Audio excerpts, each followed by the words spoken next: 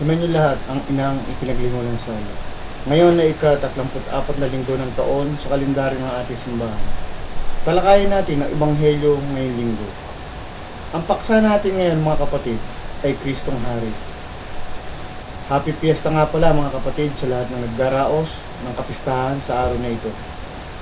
Ang pagiging hari ng Panginoong Jesucristo ay iba sa inaakala nating paghahari ng mga hari dito sa ibabaw ng lupa.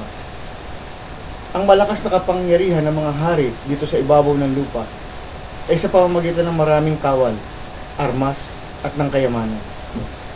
Samantalang ang sa Panginoong Hesus ay sa pamamagitan ng makalangit na bagay. Sinabi niya kay Pilato, "Hindi sa daigdig na ito ang aking kaharian. Kung ang aking kaharian ay sa daigdig na ito, ipagtatanggol sana ako ng aking mga lingkod upang hindi ako mahulog sa kamay ng mga Hudyo. Datapwat ang aking kaharian ay hindi sa daigdig na ito." Ito ang dahilan kung bakit ipinanganak ako at naparito sa daigdig upang patunayan ang katotohanan. Sa makatuwid mga minamahal na kapatid, iba ang kapangyarihang ipamamalas ng Panginoong Hesus dito sa daigdig. Siya ay hari, hari ng pagtitiis, hari ng kababaang loob, hari ng karunungan, hari ng kapayapaan, hari ng pag-ibig, at hari ng kabanalan. Ang anim na kapangyarihang ito ay sa kanya lang manggagaling at siya lamang ang makapagbibigay. Kapag nakakita tayo ng mga tao na mayroong ganitong katangian at kapangyarihan, tsak, sila ay alagad ni Kristo. Pero tiyakin natin na kumpleto ang anim na ito sa isang tao, kasi kapag kulang, baka mailigaw pa tayo. Halimbawa, kung mayroong 5 sa katangiang ito, pero kulang ng isa, ay medyo malabo. Mayroong karunungan, kapayapaan, pag-ibig, kababaang loob, at pagtitiis. Kung wala namang kabanalan, ito ay mabuay, at vice versa sa mga nabanggit.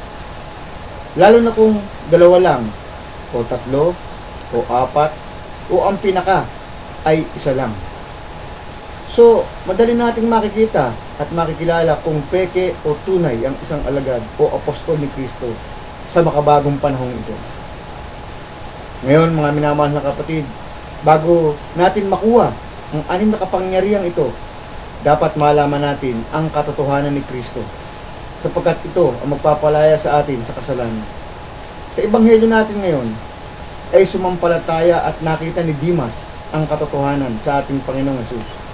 Sa kabila ng pagdurusang nararanasan niya sa mga sandaling iyon, sinabi niya sa kapwa niya tulisan na nakapako sa krus, "Hindi ka ba natatakot sa Diyos? Yayamang ikaw ay nagdaranas ng gayon ding pagdurusa. At matuwid na tayo magdusa, sapagkat ang iginawad sa atin ay yaong nararapat sa ating mga ginawa. Datapwat ito'y walang masamang ginawa." At sinabi niya, "Jesus, alalahanin mo ako pagdating mo sa iyong kaharian." Sinagot siya ni Jesus, "Tunay kong sinasabi sa iyo, sa araw na ito ay makakasama kita sa paraiso." Ang ginawang pagsampalatayang ito ni Dimas ay hindi pangkaraniwan. Sino sa panahong ito na nagdaranas ng mabigat na pagdurusa ang sasampalataya pa sa kapangyarihan ni Jesus? Kung meron, iyon ay kikilalanin sa kanya na kabanalan at makararating sa paraiso. Pwedeng ang paraisong binabanggit ay hindi pa sa kabilang buhay, kundi sa daigdig nito. Sabi nga sa aklat ng Unitas, "The ultimate joy be not in heaven after death, but here on earth at the very beginning of life in grace." Ang buhay sa biyaya ng Diyos ay matapos nating pagsisihan ang mga nagawang kasalanan at magbalik loob sa Diyos. Kapag nasa loob na tayo ng Diyos, ito ang tinatawag na paraiso dito sa lupa. Ang pagpapahayag na sa katotohanan ni Kristo ang susunod. Religion is truth itself, not sold by man, but given through the magnanimity of divine revelation. Mismong ang kagandahan loob ng Diyos ang maghahayag sa mga maluwalhating katotohanan ng relihiyon. Ang malaking katanungan nga lamang ay nasa tamang daan ka ba ng kaligtasan? upang maipahayag ang katotohanan ni Kristo at mata mo ang buhay na walang hanggan dito sa ibabaw ng lupa. Narito ang clue mga kapatid. Sasabihin ni Kristong Hari sa mga tupang nasa kanan niya, halina o mga pinagpala na aking Ama, tanggapin ninyo ang kaharian na inihanda sa inyo mula pananlangin ang daigdig. Sapagkat ako'y nagutom at pinakain ninyo ako, ako'y nauhaw at pinainom ninyo ako, ako'y naging dayuhan at pinatuloy ninyo ako, ako'y naging hubad at pinaramtam ninyo ako, ako'y nagkasakit at dinalaw ninyo ako, ako'y nabilanggo at pinaroonan ninyo ako.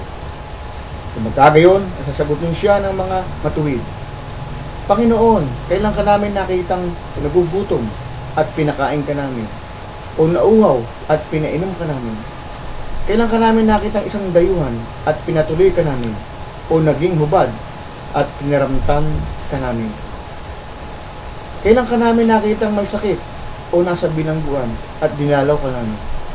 At sasagutin sila ng hari, tunay na sinasabi ko sa inyo na anuman ang inyong gawin sa isa sa aking mga pinakamaliit na kapatid niya ito ay ginawa ninyo sa akin.